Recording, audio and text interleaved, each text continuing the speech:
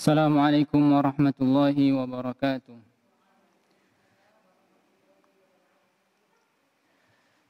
Innal hamdalillah nahmaduhu wa nasta'inuhu wa nastaghfiruh wa na'udzu billahi min shururi anfusina wa min sayyiati a'malina. May yahdihillahu fala mudilla lahu wa may yudlil fala hadiya lahu. Asyhadu an la ilaha illallah wahdahu la syarika lahu wa asyhadu anna Muhammadan 'abduhu wa rasuluh. Amma ba'd. Segala puji bagi Allah Subhanahu wa taala yang telah memberikan nikmatnya kepada kita semua,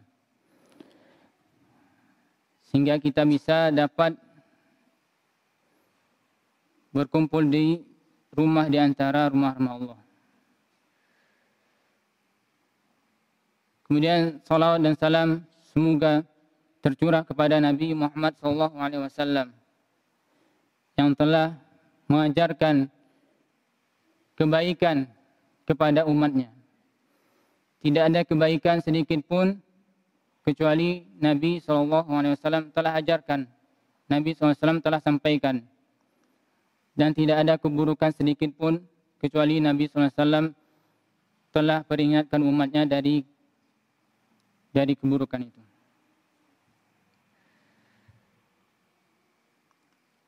Ibu-ibu yang dirahmati oleh Allah Subhanahu wa taala,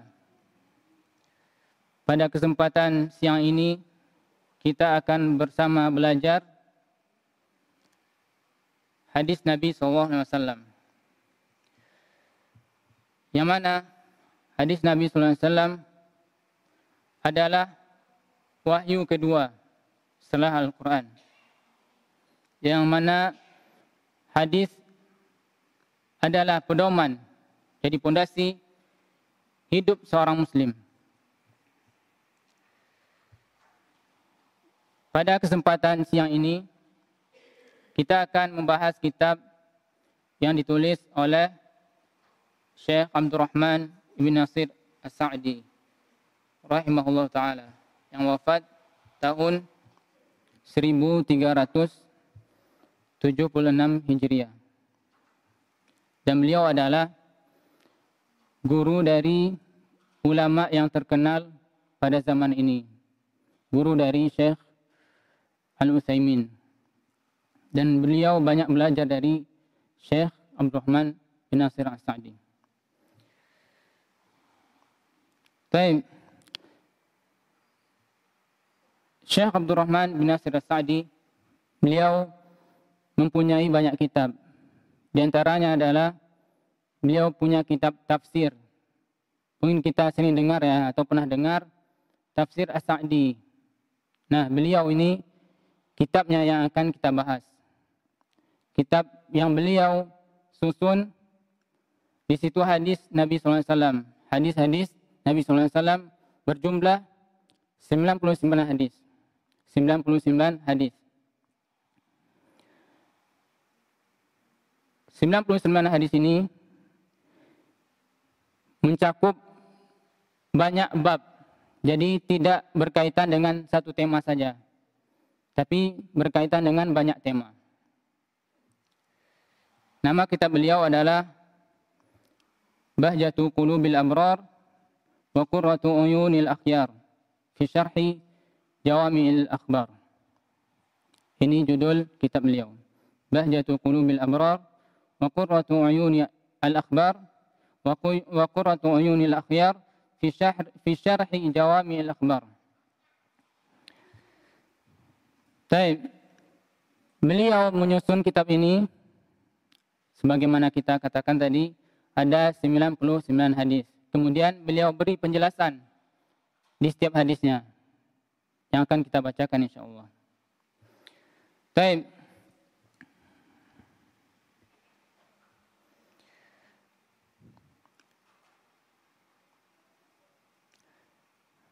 Sebagaimana kita ketahui ya, hadis Nabi SAW adalah wahyu kedua, dan kita akan mempelajarinya. Semoga Allah Subhanahu wa taala memberikan keberkahan kepada kita. Dan membaca hadis Nabi SAW mempelajari hadis Nabi SAW,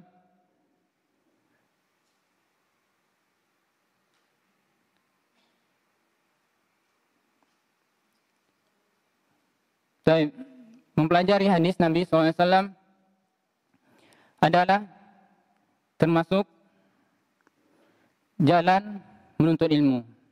Termasuk jalan menuntut ilmu yang bisa kita paham dari hadis Nabi SAW, agama Islam.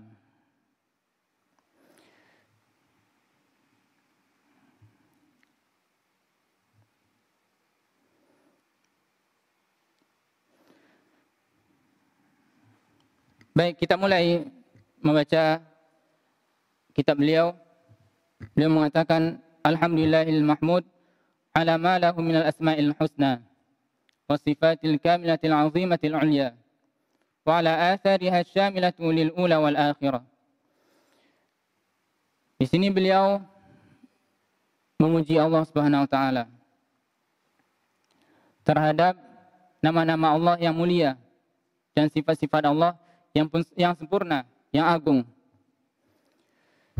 Kemudian beliau mengatakan, wa usalli wa sallimu ala Muhammadin ajma'il khalqi li kulli wasfin hamidin wa khuluqin rasyidin wa qawlin sadidin wa ala alihi wa ashabihi wa atba'ihi min jami'il abid.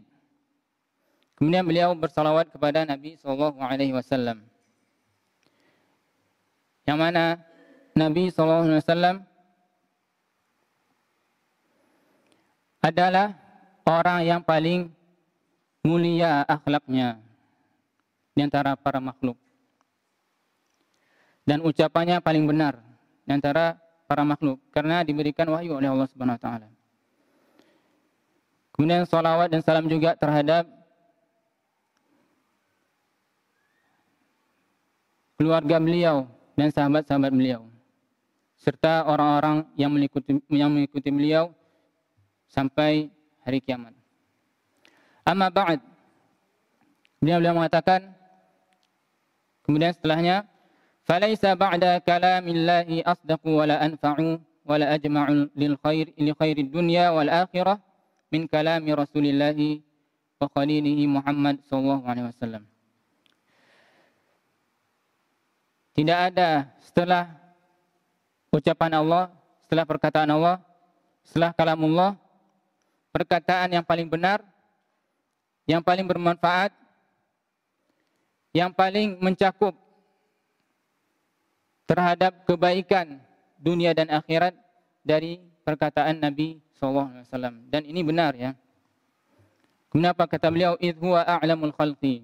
Karena Nabi SAW itu adalah makhluk Allah Subhanahu wa taala, orang yang paling alim, orang yang paling alim,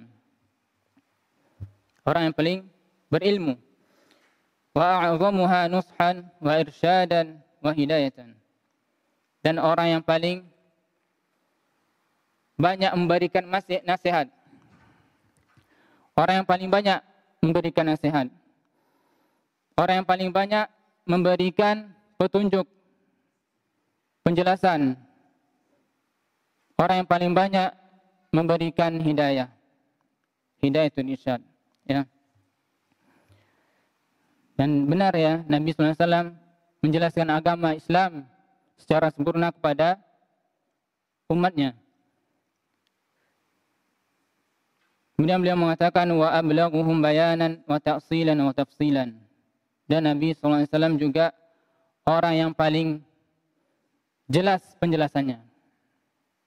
Jadi Nabi SAW ketika berkata-kata, itu jelas kata-kata Nabi SAW. Jelas, bisa dipahami, mudah dipahami. Wa ahsanuhum ta'liman. Kemudian Nabi SAW juga baik, sangat baik dalam mengajarkan, Wa qad utiya jawami'ul kalim. Dan Nabi SAW diberikan jawami'ul kalim.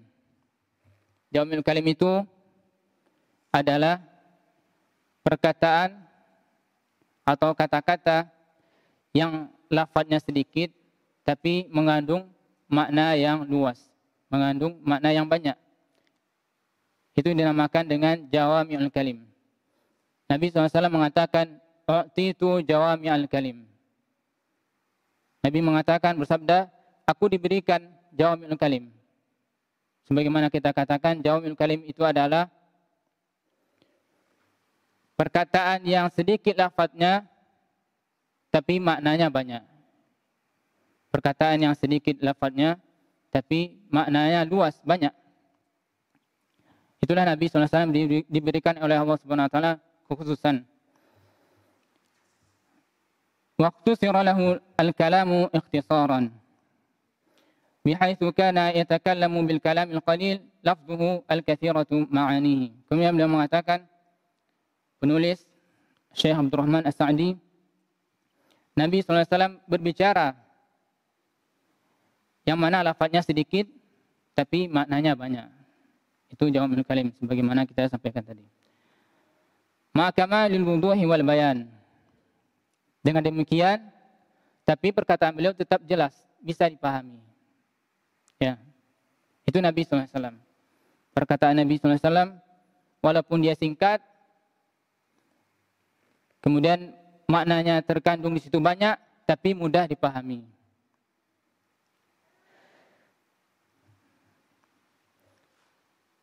Kemudian beliau mengatakan, alladzi huwa a'la rutabil bayan. Dan ini adalah derajat penjelasan yang paling tinggi. Jadi ketika seseorang perkataan sedikit, kemudian mengandung makna yang banyak, dan mudah dipahami, nah dia berarti telah diberikan kemampuan untuk menjelaskan dengan sebaik-baiknya. Baik. Kemudian beliau mengatakan, وَقَدْ بَدَى لِي أَنْ أَذْكُرَ جُمْلَةً صَالِحَةً مِنْ أَحَادِيثِهِ الْجَوَامِعِ فِي الْمَوَاضِعِ الْكُلِّيَّةِ وَالْجَوَامِعِ فِي جِنْسٍ أو نوع أو باب من أبواب العلم مع التكلم على مقاصدها وما تدل عليه على وجه يحصل فيه الإيضاح والبيان مع الاختصار إذ المقام لا يقتضي البسط. Baik, kemudian beliau menyampaikan di mukadimahnya, aku akan menuliskan di sini menyebutkan beberapa hadis dari Nabi SAW yang bertema banyak ya, dan banyak temanya, tidak satu tema saja. Dan kata beliau, aku akan menjelaskan sedikit ya dari hadis-hadis tersebut. Baik. Hadis yang pertama, beliau mengatakan al-haditsu al-awwal. An Umar bin Khattab radhiyallahu anhu, qala sami'tu Rasulullah sallallahu alaihi wasallam yaqul, innamal a'malu binniyat wa innama likulli imri'in ma nawa. Faman kanat hijratuhu ila Allah wa rasulih fa hijratuhu ila Allah wa rasulih. Waman kanat hijratuhu ila dunya yusibuha aw imra'atin yankihuha fa hijratuhu ila ma hajara ilaih. Muttafaqun alaih. Jadi hadis pertama beliau hadis dari Umar bin Khattab yang sering kita dengar mungkin ya. Dari Umar bin Khattab radhiyallahu taala anhu, beliau mengatakan, aku mendengar Rasulullah SAW bersabda, sungguhnya amal itu tergantung dari niatnya.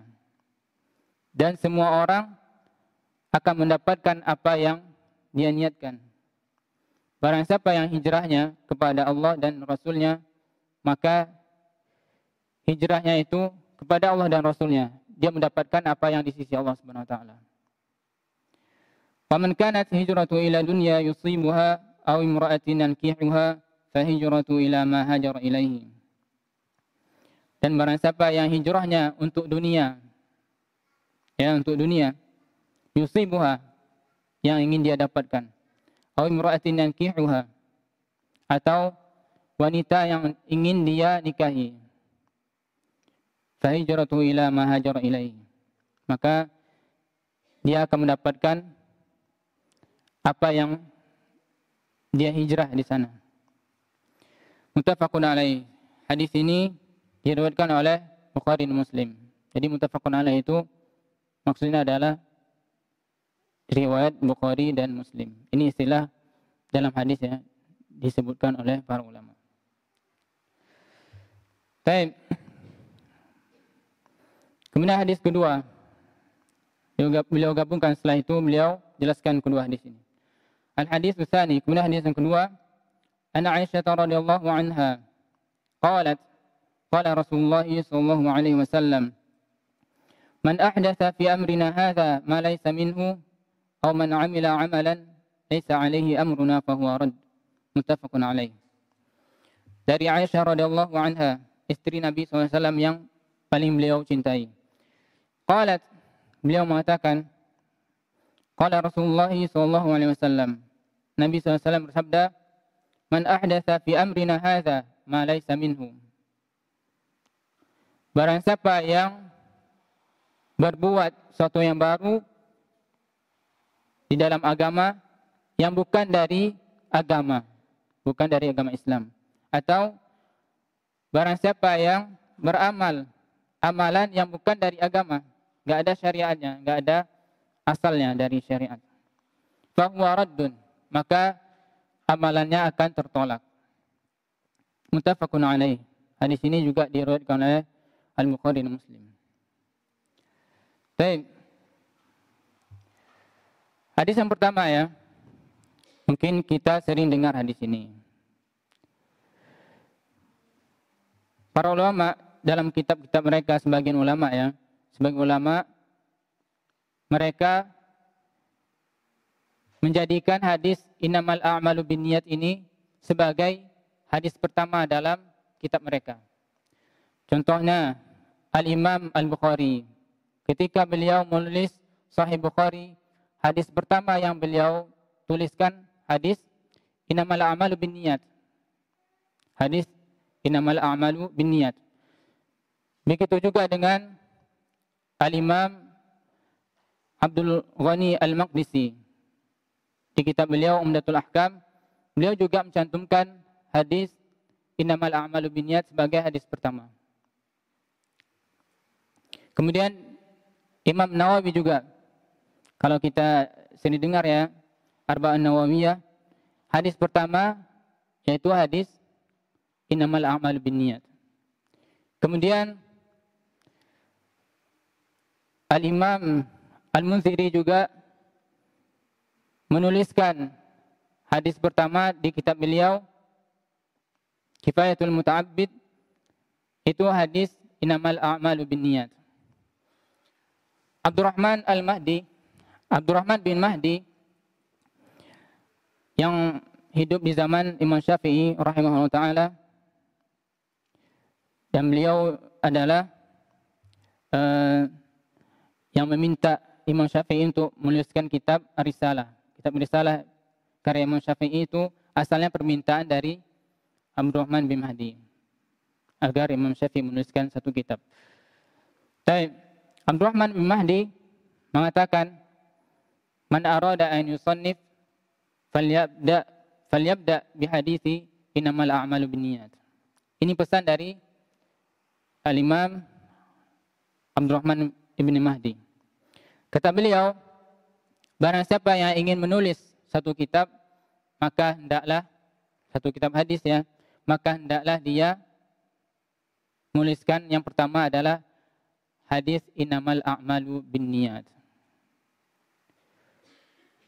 Ya, ini menunjukkan bahwasanya hadis innamal a'malu binniyat itu sangat agung, sangat penting sekali, sangat agung dan sangat diperhatikan oleh para ulama.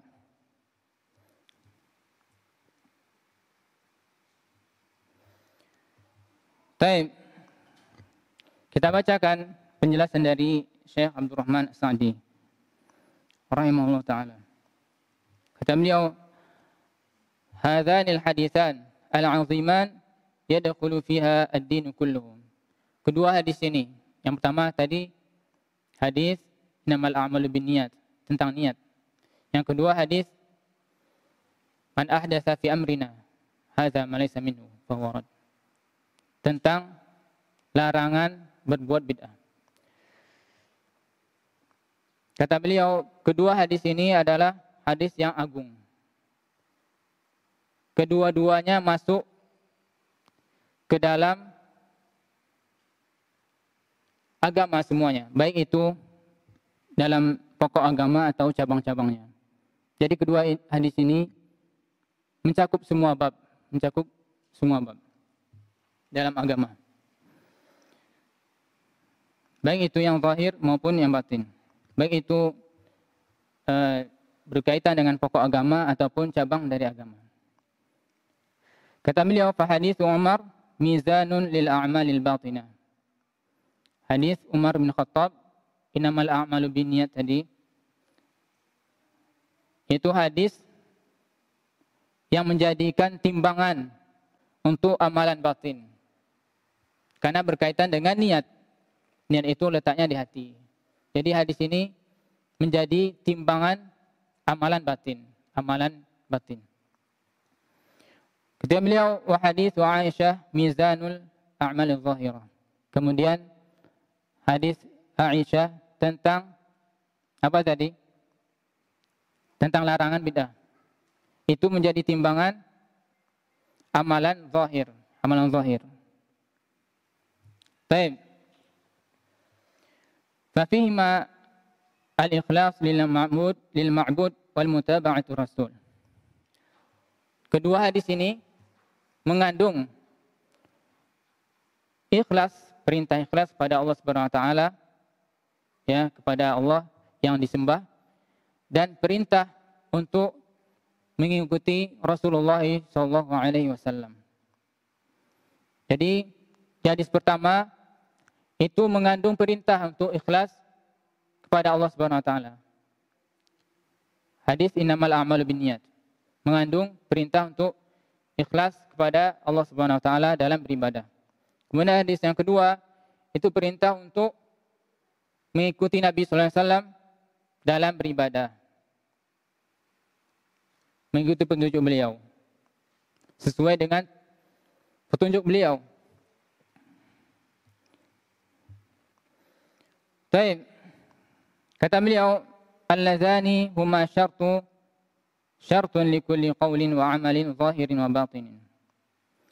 Yang keduanya, ikhlas dan mutaba'ah, mengikuti tuntunan Rasulullah SAW, itu adalah syarat diterimanya amal seseorang. Jadi syarat diterimanya amal ada berapa? Ada dua. Yang pertama adalah ikhlas kepada Allah Subhanahu wa taala. Yang kedua adalah sesuai dengan tuntunan Nabi sallallahu alaihi wasallam. Hadis yang pertama tadi, innamal a'malu binniyat, itu perintah untuk ikhlas. Kemudian hadis yang kedua, hadis Aisyah, itu perintah untuk mengikuti petunjuk tuntunan Rasulullah SAW. Jadi jelas ya, kita beramal itu harus ikhlas dan sesuai dengan tuntunan Rasulullah SAW.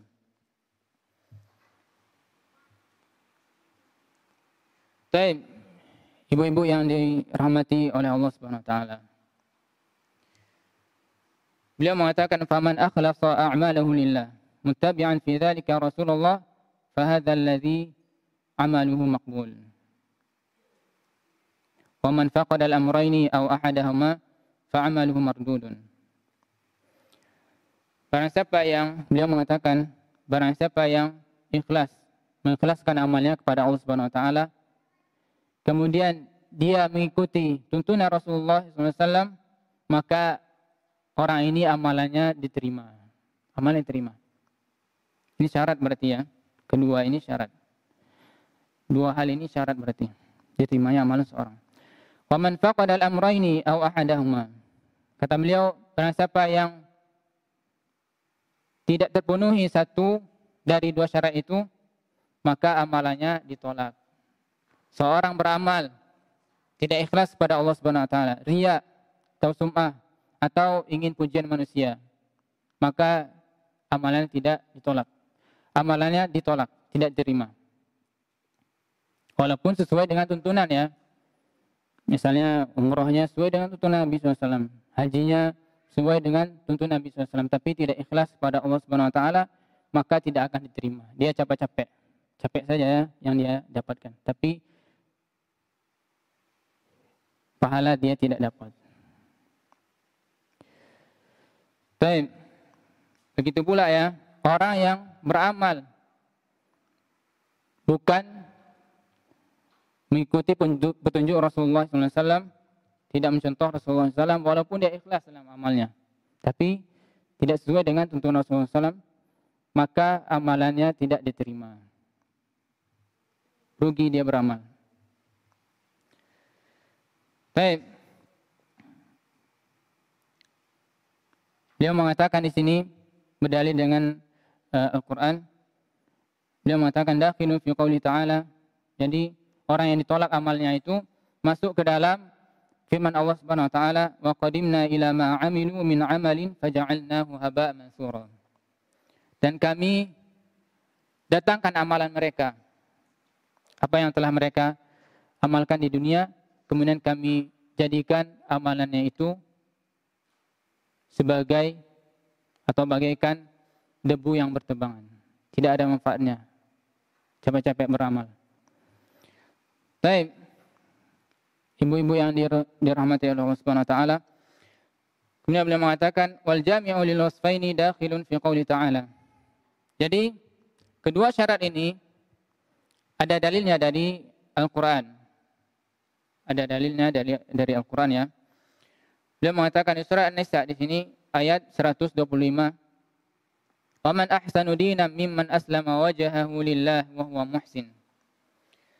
Dan siapa lagi yang paling baik agamanya dari orang yang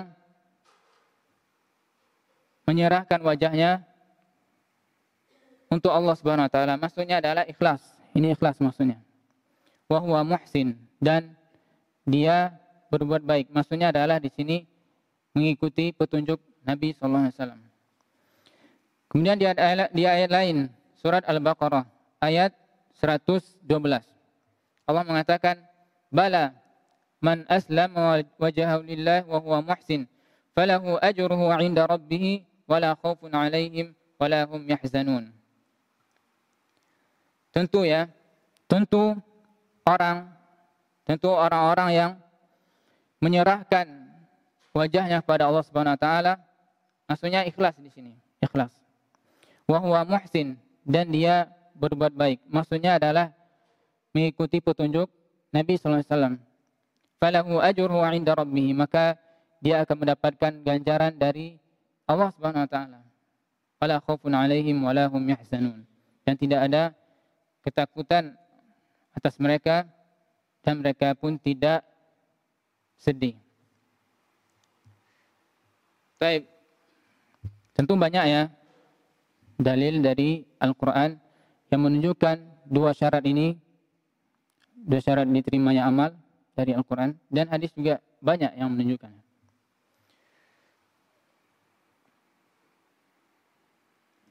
Baik. Kemudian beliau menjelaskan niat. Apa itu niat? Beliau mengatakan amma niyah fahiyal qasdu lil amal taqarruban ila Allah wa talaban li mardatihi wa thawabihi. Beliau mengatakan niat itu adalah bertujuan untuk mengamalkan sesuatu karena tujuannya adalah taqarruban ila Allah. Tujuan adalah untuk mendekatkan diri kepada Allah Subhanahu wa taala. Jadi dia bertujuan mengamalkan sesuatu yang tujuannya adalah untuk mendekatkan diri kepada Allah Subhanahu wa taala dan mencari ridho Allah Subhanahu wa taala dan mencari pahala dari Allah Subhanahu wa taala. Ini niat. Ini niat kata beliau. Jadi seorang yang niat ikhlas kepada Allah Subhanahu wa taala itu dia beramal untuk mendekatkan diri kepada Allah Subhanahu wa taala. Kemudian dia mencari ridha Allah dan mencari pahala dari Allah Subhanahu wa taala. itu dinamakan orang yang ikhlas. Niatnya tulus, niatnya ikhlas.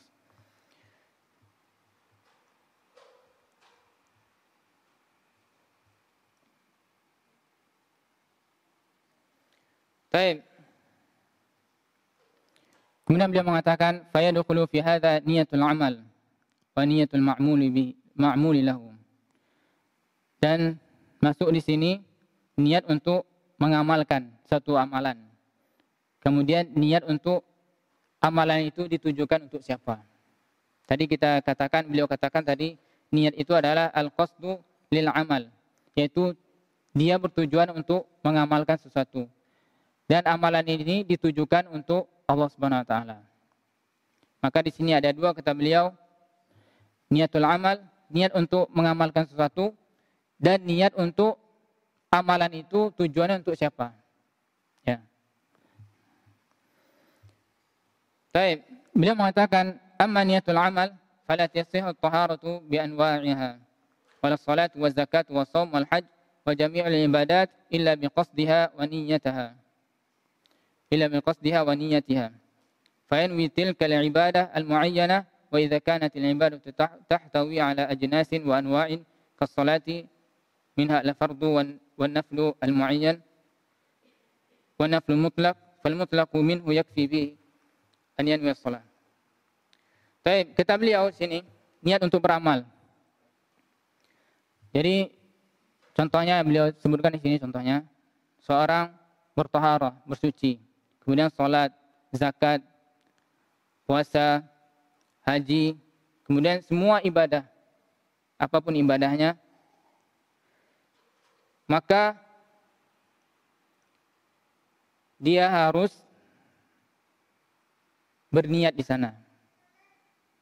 Tidak sah sholat seorang, taharah, bersuci, berwudu seorang, puasa seorang, haji seorang, dan semua ibadah kecuali ada niat. Kecuali ada niat.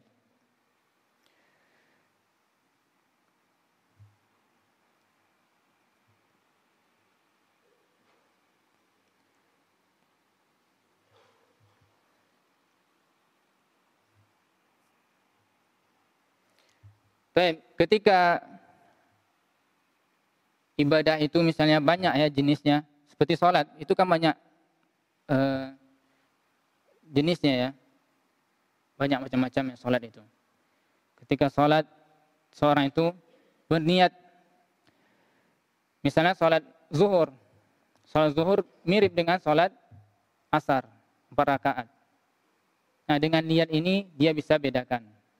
Dia bisa bedakan. Kemudian sholat sunnah fajar misalnya. Dengan sholat subuh sendiri. Itu sama-sama 2 rakaat. Tapi yang membedakan adalah niat. Membedakan adalah niat. Demikian pula dengan puasa. Puasa sunnah misalnya. Dengan puasa nazar. Sama-sama 1 hari misalnya. Maka yang membedakan adalah niat. Membedakan adalah niat. Baik.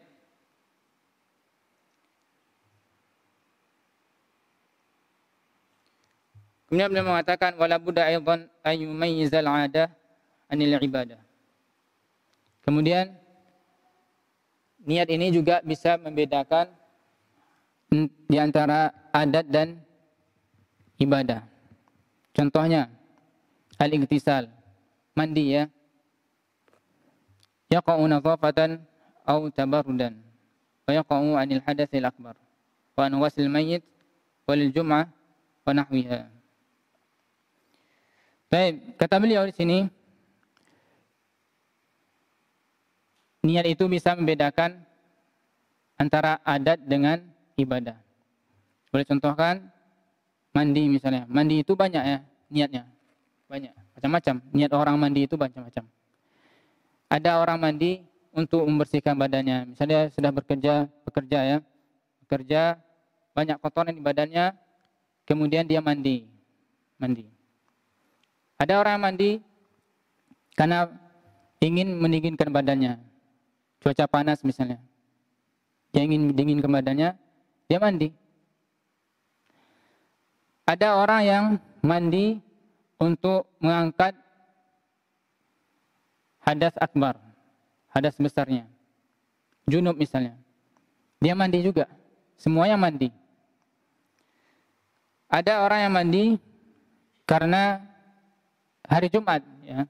Hari Jumat disunahkan seorang untuk mandi sebelum berangkat menuju sholat Jumat. Jadi yang membedakan semua ini adalah niatnya.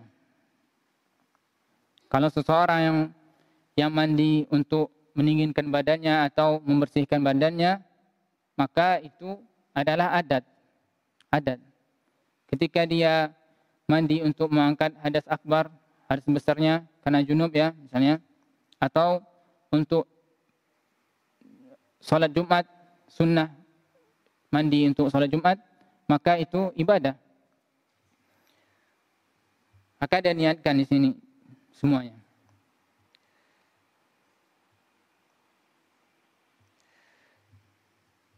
Kemudian beliau katakan wa kadzalika yukhrijul insan ad-darahiman. Masalan li zakah atau li kafarah atau li nazar. Atau li sadaqah al-mustahabbah atau hadiyah fal ibratu fi dzalika kullihi 'ala an-niyyah.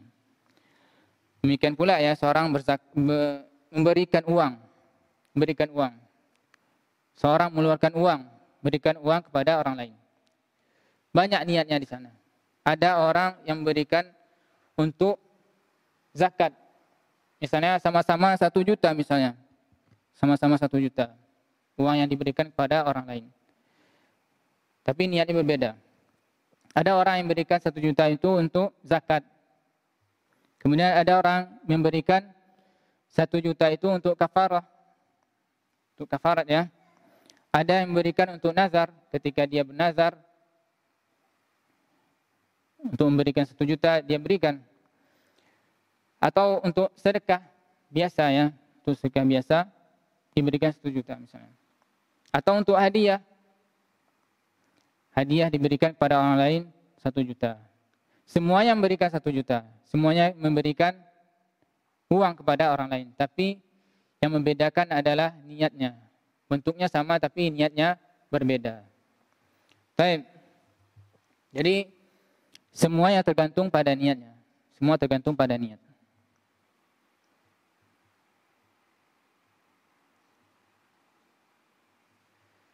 Baik, ibu-ibu yang dirahmati oleh Allah Subhanahu wa taala.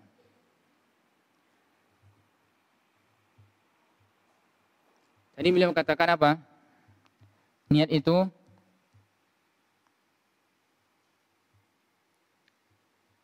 adalah al-qasdu lil amal. Tujuan untuk mengamalkan sesuatu amalan. Tujuan dia mengamalkan itu untuk mendekatkan diri kepada Allah Subhanahu wa taala, mencari ridha Allah Subhanahu wa taala dan mencari pahala dari Allah Subhanahu wa taala. Jadi ada niat untuk beramal. Tadi sudah kita jelaskan niat untuk beramal ya. Niat untuk beramal itu sendiri, amal itu sendiri kita niatkan ya. Kemudian niat untuk siapa amal itu kita tunjukkan. Beliau mengatakan di sini, wa amma niyatul ma'muli lahu. Dan adapun niat yang untuk siapa kita tunjukkan amalan itu, maka beliau katakan fahuwal ikhlasu lillah fi kulli ma ya'til 'abdu wa ma yadhar. Wa fi kulli ma yaqul wa yaf'al. Yaitu adalah ikhlas pada Allah Subhanahu wa taala. Ikhlas pada Allah Subhanahu wa taala. Di setiap yang dia lakukan dan di setiap yang dia tinggalkan. Dan setiap apa yang dia katakan dan di setiap apa yang dia lakukan. Karena Allah Subhanahu wa taala berfirman, "Wa ma umiru illa liya'budullaha mukhlishina lahuddin." Dan tidaklah mereka diperintahkan kecuali untuk beribadah ikhlas pada Allah Subhanahu wa taala. Allah juga mengatakan dalam surat Az-Zumar, "Ala lillahi dinul khalis." Ketahuilah bahwasanya untuk Allah lah agama yang murni, agama yang ikhlas.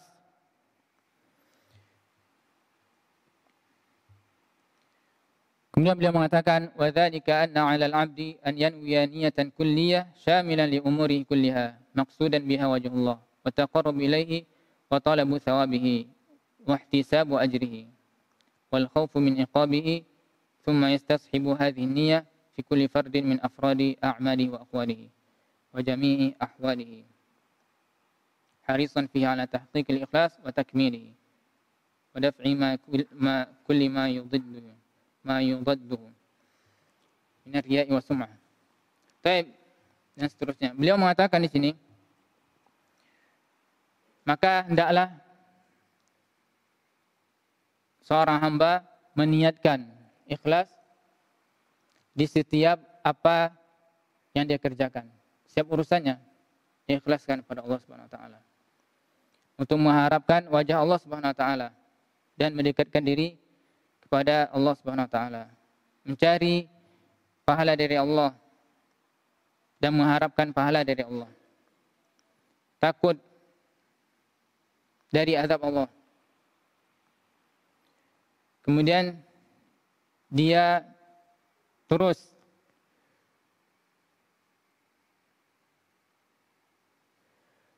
meniatkan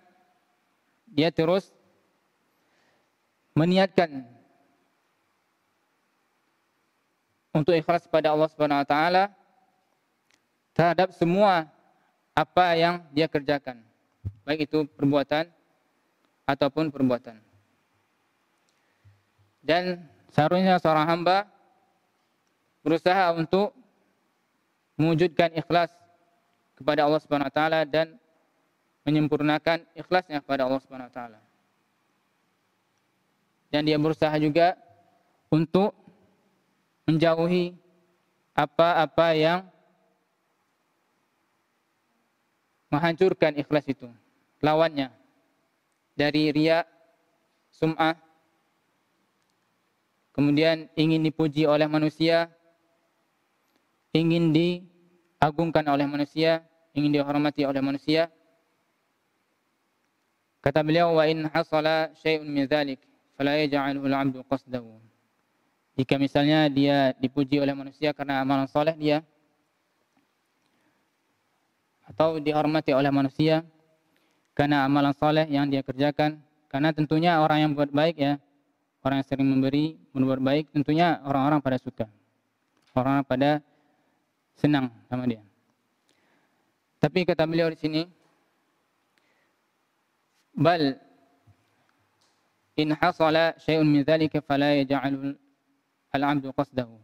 Ketika itu terjadi ya, ketika dia dipuji oleh orang, dia beramal soleh, dipuji oleh orang, maka jangan dia jadikan pujian itu sebagai tujuan dia. Biarkan orang-orang memuji, tapi jangan jadikan sebagai tujuan. Bal yakunu al-qasdul asil minhu wajh Allah. Tapi niat yang paling pertama yaitu adalah mengharapkan wajah Allah Subhanahu wa taala dari amal solehnya. Makanya Nabi SAW pernah ditanya.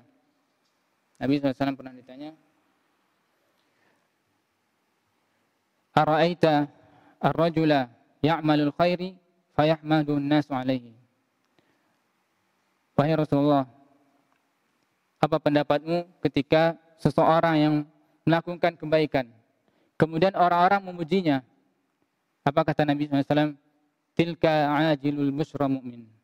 Itu adalah kabar gembira yang disegerakan bagi orang mukmin. Jadi itu pertanda dia dicintai oleh Allah Subhanahu wa taala. Ketika orang-orang mencintai dia, itu tandanya keridhaan dia, keridhaan Allah ada pada dia. Allah meridhai dia. Allah juga mencintai dia.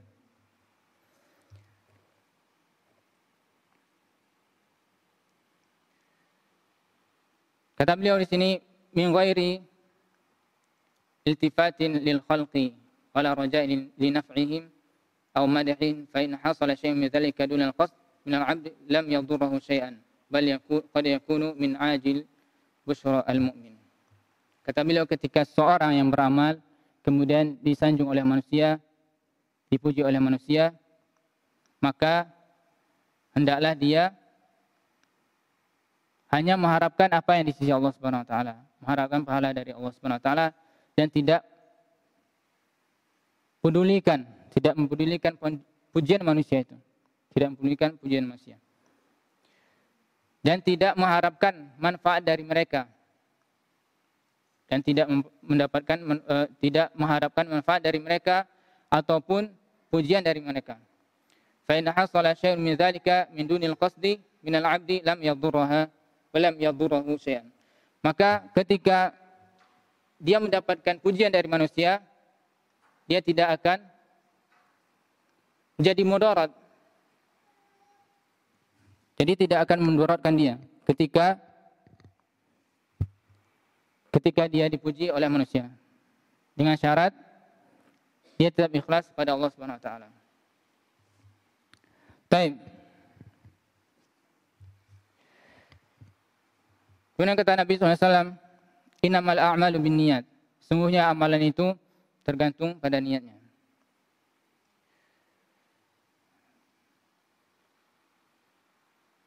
Suatu amalan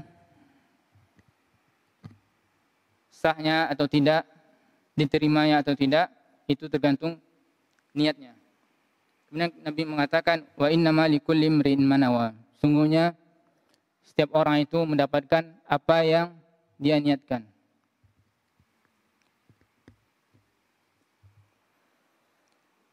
Jika seseorang meniatkan yang baik, maka dia mendapatkan yang baik. Jika dia meniatkan yang buruk, maka dia juga mendapatkan yang buruk. Niat itu sesuai dengan balasan itu sesuai dengan niatnya.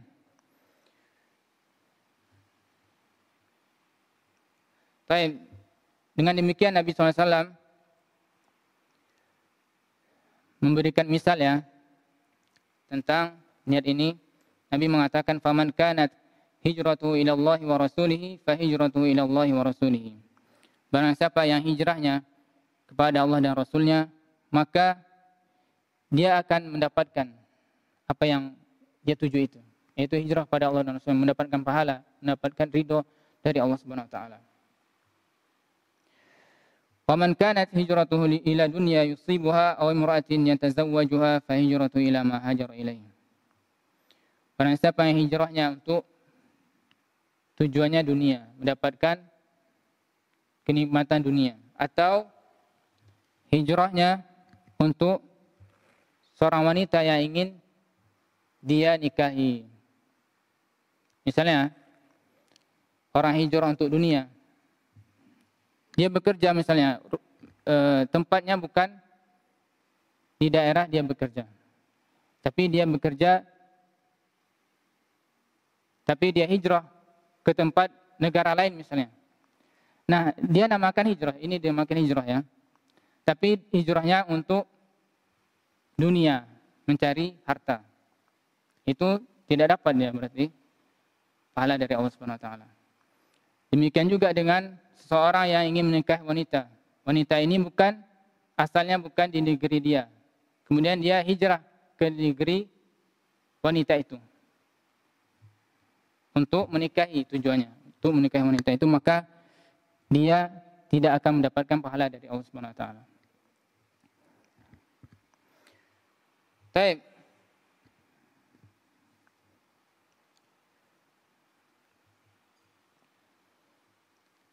Nabi SAW pernah ditanya ya tentang orang yang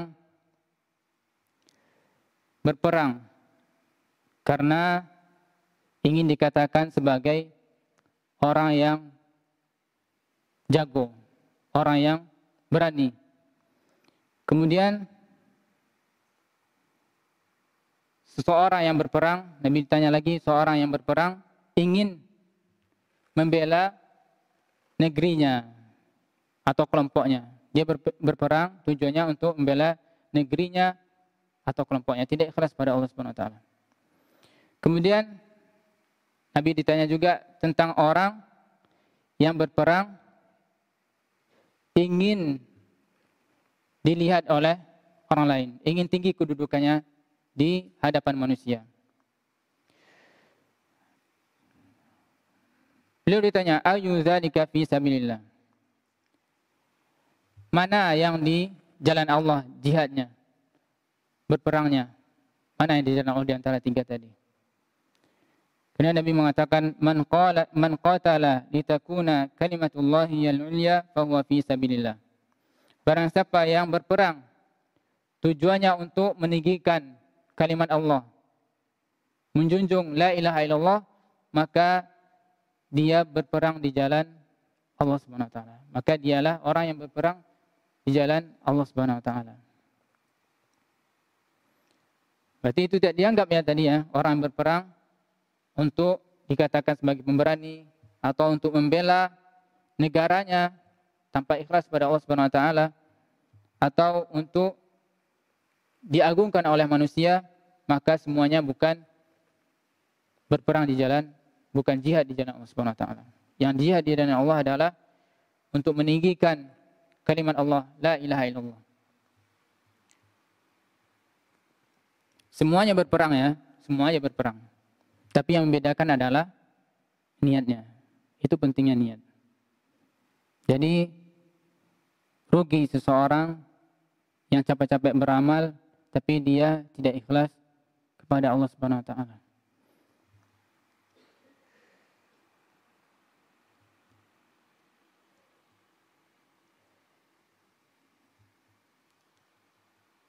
Di dalam Al-Quran juga Allah mengatakan tentang orang yang berinfak ya.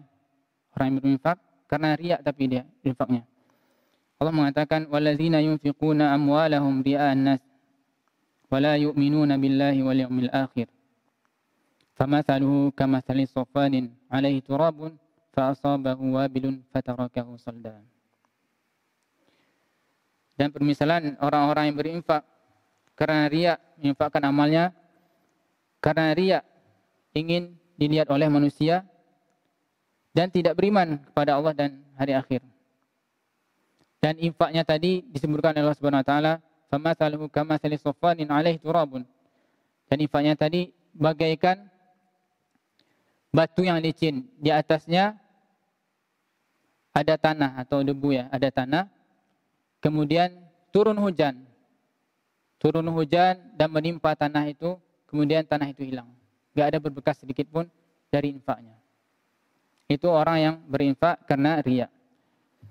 Adapun orang yang berinfak karena Allah Subhanahu wa taala, maka Allah Subhanahu wa taala akan lipat gandakan pahalanya.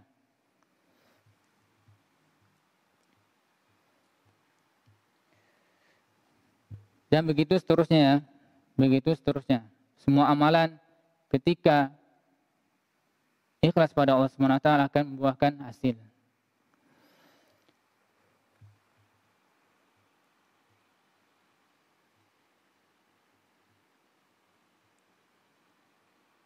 Baik, ibu-ibu yang dirahmati oleh Allah Subhanahu wa taala. Jam berapa azan?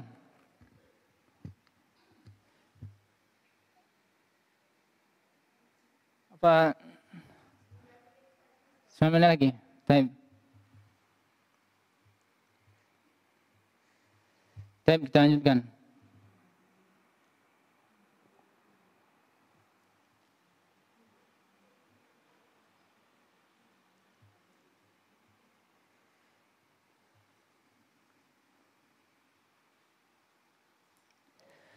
Beliau mengatakan di sini ya, Syekh Abdul Rahman As-Sa'di, wal a'malu innama tatafadalu wa ya'zumu thawabuha bihasabi ma yaqumu biqalbil 'amil min al-iman wal ikhlas hatta inna sahiban niyyati shadiqah wa khususan idza iqtarana biha ma yaqdiru 'alaihi min al-'amal la tahiqu sahibuha bil 'amil.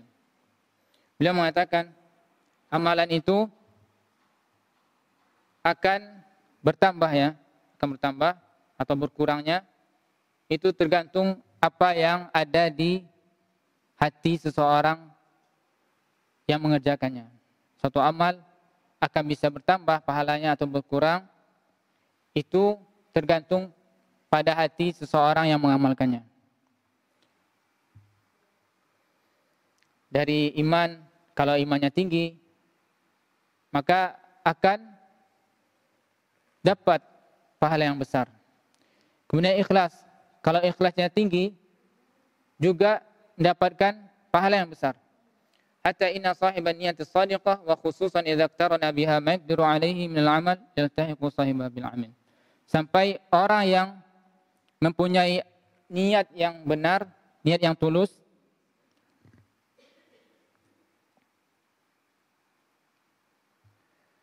itu akan mendapatkan pahala orang yang mengamalkan amal itu walaupun dia tidak mengamalkan.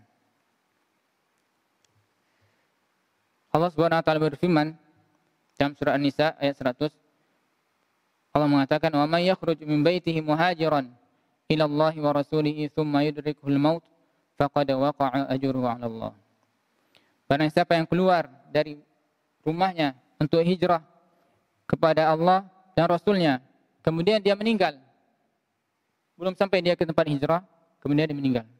Apa kata Allah Subhanahu wa taala? Faqad waqa'a ajruhu 'ala Allah. Maka balasannya, pahalanya sudah ada di sisi Allah Subhanahu wa taala, walaupun dia belum sempat sampai ke tempat hijrahnya. Tapi ada niat yang benar untuk hijrah kepada Allah dan Rasulnya, maka dia telah mendapatkan pahala itu. Walaupun dia meninggal setelah itu ya, belum sampai ke tempat hijrahnya. Baik, Nabi SAW juga mengatakan ya, "Idza maridha al-'abdu aw safara kutiba lahu ma kana ya'malu sahihan muqiman." Ketika seorang hamba sakit atau bersafar, kutiba lahu ma kana ya'malu sahihan muqiman, maka akan diberikan pahala apa yang dia amalkan ketika dia sedang sehat dan dia sedang mukim, sedang berada di tempatnya. Walaupun dia tidak beramal ya, tapi pahalanya tetap mengalir. Itulah niat tadi. Niat seseorang yang benar-benar ingin mengamalkan sesuatu, walaupun dia safar dan sebelumnya dia mengamalkan amalan itu, walaupun dia sakit ya, tidak sempat dia mengamalkan, tapi dia tetap mendapatkan pahalanya. Kemudian dalam hadis lagi Nabi SAW mengatakan, "Inna bil madinati aqwaman masirtum masiran wala qata'tum wadiyan illa kanu ma'akum hasabuhumul uzr." Sungguhnya di Madinah, ini tentang orang yang berperang ya, yang jihad di jalan Allah Subhanahu wa taala. Jadi sebagian sahabat itu ada yang enggak ikut perang karena ada uzur. Sakit atau segala macamnya. Nah, kata Nabi SAW mengatakan kepada orang yang ikut perang, ikut pergi berperang, "Inna bil madinati aqwaman." Sungguhnya di Madinah ada kaum masirtum masiran, tidaklah kalian di sini adalah orang yang ikut berperang, orang-orang yang ikut berperang. Dan tidaklah kalian berjalan satu jalan ya untuk menuju tempat perang, tempat jihad, wala qata'tum wadiyan, dan tidaklah kalian melewati satu lembah illa kanu ma'akum, kecuali mereka yang ada di Madinah itu bersama kalian. Bersama di sini apa? Sama ganjarannya. Walaupun jasadnya di Madinah, tapi karena niatnya yang benar, niat yang tulus untuk ikut perang, tapi kena uzur, mereka tidak bisa ikut perang. Kata Nabi SAW, hasabahumul uzur. Yang menjadikan mereka itu tidak bisa ikut jihad adalah uzur, ada uzur. Tapi niat mereka tulus, jujur pada Allah Subhanahu wa taala. Mereka akan mendapatkan pahala jihad sebagaimana orang yang pergi jihad.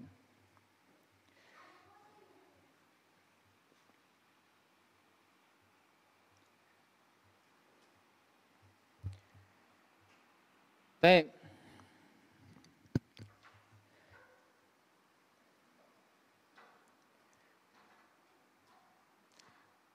Dalam hadis juga Nabi SAW mengatakan, "Man akhadha amwalan nas yuridu ada'aha, addaha Allahu anhu.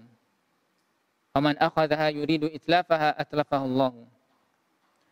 Barang siapa yang mengambil harta manusia, baik itu dengan dia pinjam tapi dia ingin kembalikan, maka Allah Subhanahu wa taala mudahkan dia untuk mengembalikan harta orang itu, harta yang dia pinjam. Tapi sebaliknya, man akhadha yuridu itlafaha atlafahu Allah. Orang yang mengambil harta manusia kemudian dia ingin untuk menghancurkan harta itu, tidak dia ingin kembalikan, maka Allah akan membinasakan orang itu. Ya. Ini tergantung niatnya. Maka niat itu sangat berpengaruh kepada ganjaran seseorang.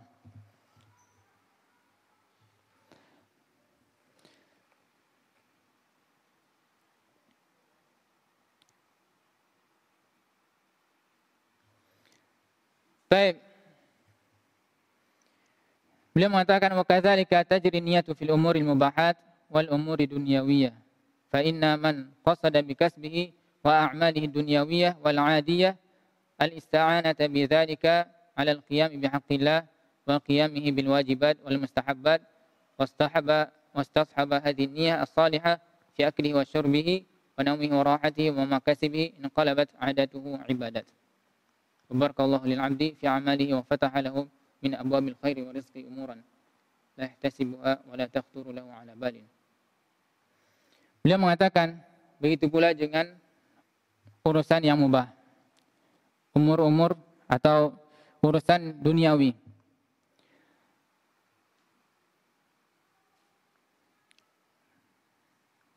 Orang yang melakukan pekerjaan duniawi, tujuannya, ya, pekerjaan mubah, tujuannya adalah untuk menjadikan atau untuk mempermudah amalan dia atau ketaatan dia pada Allah Subhanahu wa taala, maka dia akan dapat pahala. Mungkin kita sudah ketahui ini ya. Jadi perkara yang mubah itu bisa bernilai ibadah. Bisa bernilai ibadah. Kita ketika seorang meniatkan amalan yang mubah itu untuk ketaatan pada Allah Subhanahu wa taala. Misalnya dia tidur. Dia tidur niatnya untuk bisa bangun malam, salat tahajud. Tidur di awal waktu misalnya. Maka tidurnya itu berpahala di sisi Allah Subhanahu wa taala. Walaupun itu mubah, tidur itu sebenarnya mubah. Tapi ketika dia niatkan untuk bisa beribadah pada Allah Subhanahu wa taala, salat malam, maka dia akan mendapatkan pahala. Begitu pula jangan makan ya, minum, kemudian istirahat juga. Ketika dia niatkan untuk bisa kuat dalam ketaatan pada Allah Subhanahu wa taala, maka akan bernilai pahala.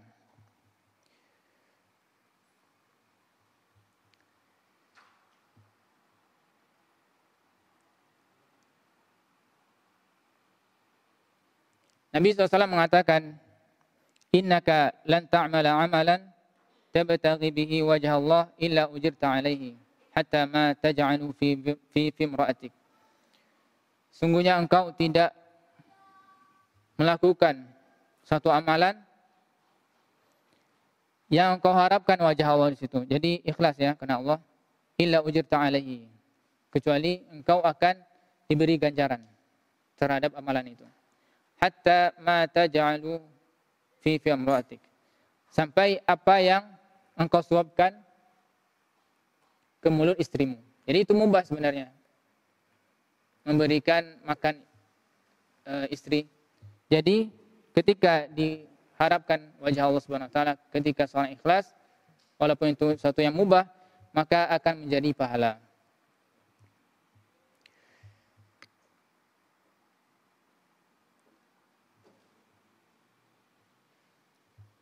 Kemudian beliau mengatakan di sini, Syekh As-Sa'di, fa'ulima bihadza anna hadzal hadits jami'un li umulil khairi kullihi. Maka diketahui ya, kita ketahui sekarang bahwasanya hadis ini hadis innamal a'malu binniyat, hadis yang mencakup semua kebaikan, mencakup semua kebaikan. Fahaqiqun bil mu'min, maka sungguh pantas bagi seorang mukmin alladzi yuridu najata nafsihi wa naf'aha, yang ingin menyelamatkan dirinya dan ingin memberikan manfaat pada dirinya an yafhama ma'na hadzal hadis, untuk memahami makna dari hadis ini. Hadis innamal a'malu binniyat. Wa an yakuna al-'amalu bihi nusba 'ainihi fi jami'i ahwalihi. Dan hendaknya dia amalkan hadis ini di setiap keadaannya dan di setiap waktunya. Dan dia jadikan hadis ini di pelupuk matanya. Jadi di setiap amal, setiap perbuatan, setiap perkataan, hendaknya kita ingat-ingat hadis ini. Bahwasanya semua amalan tergantung pada niatnya. Semua orang akan diberikan apa yang dia niatkan. Sampai perbuatan yang mubah menjadi pahala. Baik.